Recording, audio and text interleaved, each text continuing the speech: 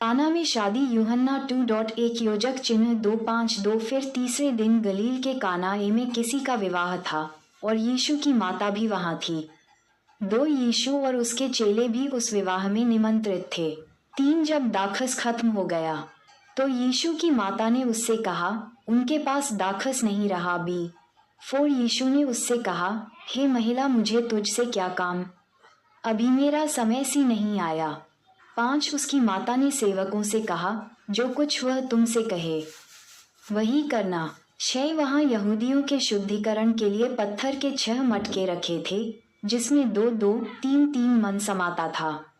7 यीशु ने उनसे कहा, मटकों में पानी भर दो। तब उन्होंने उन्हें मुहामुह भर दिया।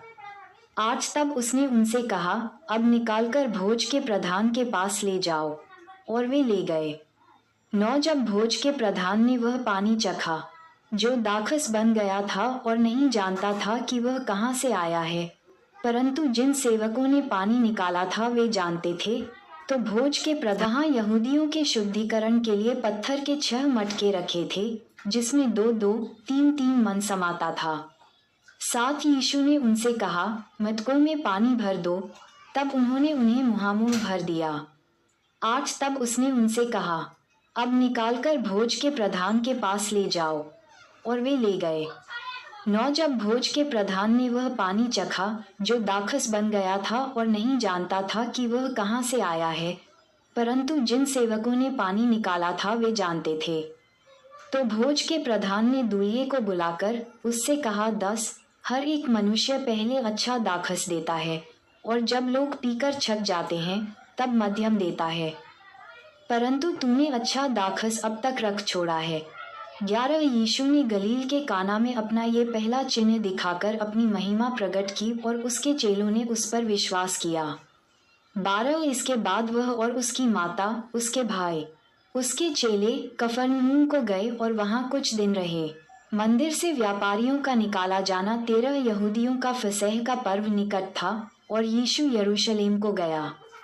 14 और उसने मंदिर में बैल और भेड़ और कबूतर के बेचने वालों और सर्राफों को बैठे हुए पाया। 15 तब उसने रस्सियों का कोड़ा बनाकर सब भेड़ों और बैलों को मंदिर से निकाल दिया और सर्राफों के पैसे बिखेर दिए और मेजें उलट दी। 16 और कबूतर बेचने वालों से कहा, इन्हें यहाँ से ले जाओ, मेरे पिता के भवन को व्यापार का घर मत बनाओ। 17 तब उसके चेलों को स्मरण आया कि लिखा है, तेरे घर की धुन मुझे खा जाएगी। भज 69, 18 इस पर यहूदियों ने उससे कहा, तू जो ये करता है तो हमें कौन सा चिन्ह दिखाता है। 19 यीशु ने उनको उत्तर दिया, इस मंदिर को ढा दो और मैं इसे 3 दिन में खड़ा कर दूंगा। 20 यहूदियों ने कहा, इस मंदिर के बनाने में 46 वर्ष लगे हैं, और क्या तू उसे 3 दिन में खड़ा कर देगा। 21 परंतु उसने अपनी देह के मंदिर के विषय में कहा था। 22 फिर जब वह मुर्दों में से जी उठा, फिर उसके चेलों को स्मरण आया कि उसने ये कहा था, और उन्होंने पवित्र शास्त्र और उस वचन का जो यीशु ने कहा था विश्वास किया।